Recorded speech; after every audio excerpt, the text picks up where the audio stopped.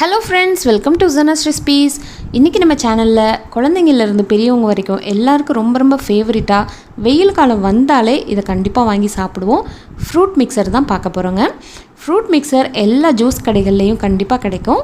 நம்ம வெயில் காலம் வந்தாலே வீட்டில் வாங்கி நிறைய குடிப்போம் இல்லையா? ஆனால் இன்றைக்கி நம்ம பார்க்க போகிறது வீட்டிலே ரொம்ப ஆர்கானிக்காக ரொம்ப ஹைஜீனிக்காக எப்படி பண்ணுறதுன்னு தான் பார்க்க போகிறோங்க.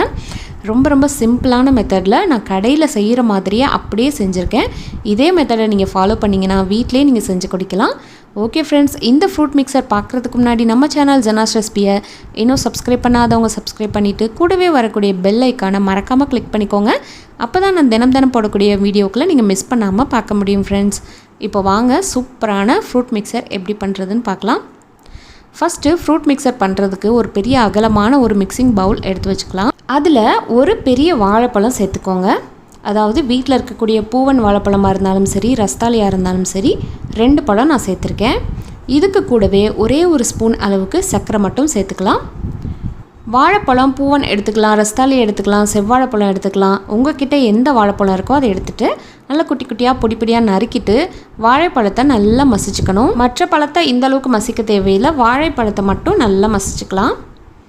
இப்போது இந்த அளவுக்கு நல்லா இது போல் ஒரு ஸ்மேஷரை வச்சோ அல்லது வீட்டில் இருக்கக்கூடிய மத்தை வச்சோ நல்லா மசிச்சுக்கோங்க. இப்போ பாருங்கள், இந்த அளவுக்கு நான் மசிச்சு வச்சுருக்கேன்.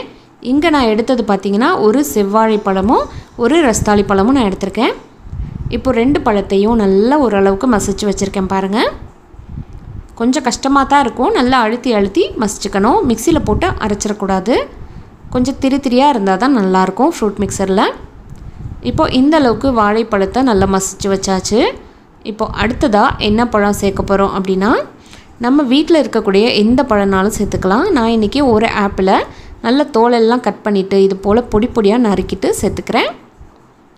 ஆப்பிள் பழத்தையும் ஓரளவுக்கு மசிச்சிட்டா போதும். ரொம்ப அப்படியே கூழ் மாதிரி ஆக்க தேவையில்லை. இப்போ பாருங்கள், லைட்டாக நான் ஜென்டலாக மசிச்சு விட்டுருக்கேன்.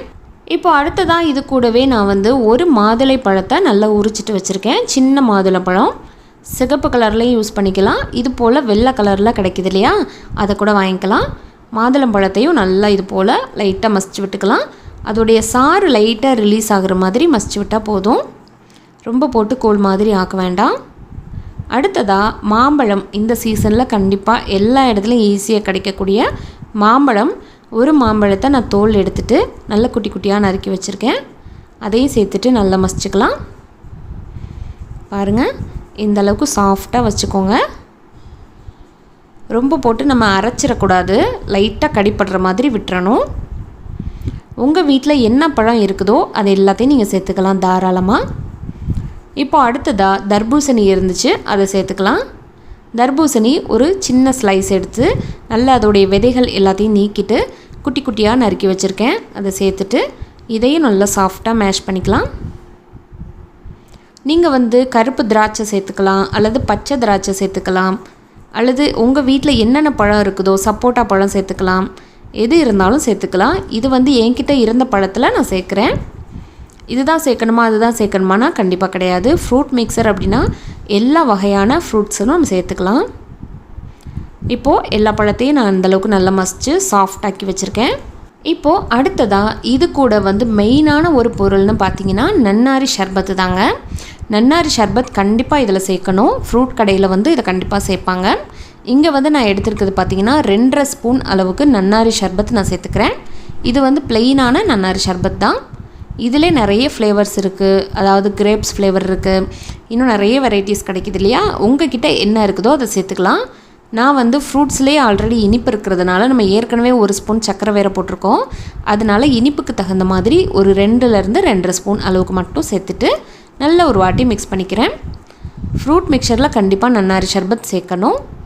இப்போ எல்லாத்தையும் இந்தளவுக்கு நல்லா மிக்ஸ் பண்ணி விட்டதுக்கப்புறமா இதில் நம்ம சில்லுன்னு சாப்பிட்றதுக்கு ஐஸ் க்யூப் சேர்த்துக்கலாம். ஐஸ் க்யூப் சேர்த்திங்கன்னா உங்களுக்கு இன்ஸ்டண்ட்டாக உடனே சாப்பிட்றலாம். ஐஸ் க்யூப்ஸ் இல்லை அப்படின்னா நீங்கள் ஃப்ரிட்ஜில் ஒரு மணி நேரமோ 2 மணி நேரமோ வைக்கிற மாதிரி இருக்கும். அதனால் ஐஸ் க்யூப்பை சேர்த்துட்டு நல்ல ஒரு வாட்டி மிக்ஸ் பண்ணி விட்டுக்கலாம். உங்களுக்கு தண்ணியெல்லாம் ஊற்ற தேவையில்லை. இந்த ஐஸ் க்யூப்ஸ் எல்லாமே கரைஞ்சாலே உங்களுக்கு தண்ணி விட்டுரும். அதனால் இந்த அளவுக்கு திக்காக வர மாதிரி பார்த்துக்கோங்க. இப்போ இதை நல்ல ஒரு வாட்டி மிக்ஸ் பண்ணி விட்டுட்டு நீங்கள் சூப்பராக சர்வ் பண்ணிக்கலாம் ஃப்ரெண்ட்ஸ். இப்போ கடைகளில் கிடைக்கிற மாதிரியே சூப்பரான டேஸ்ட்டில் ஃப்ரூட் மிக்சர் தயாராகிருச்சு. இதே மாதிரி பக்குவத்தில் நீங்களும் ஃப்ரூட் மிக்சர் செஞ்சு சாப்பிட்டு பார்த்துட்டு உங்களுடைய ஃபீட்பேக்கை சொல்ல மறக்காதீங்க. கடையில் வாங்குறத விட வீட்டிலேயே நம்ம செஞ்சு சாப்பிட்டுக்கலாம். அதுவும் இந்த மாதிரி சிச்சுவேஷனில் உங்களுக்கு நல்லா சில்லுன்னு சாப்பிடணும் போல் இருந்துச்சுன்னா இது போல் வீட்டில் இருக்க எல்லா பழத்தையும் நீங்கள் நல்லா மிக்ஸ் பண்ணிவிட்டு கொஞ்சம் போல் நன்னாரி சர்பத்தை ஊற்றிட்டு சர்வ் பண்ணி சாப்பிடுங்க.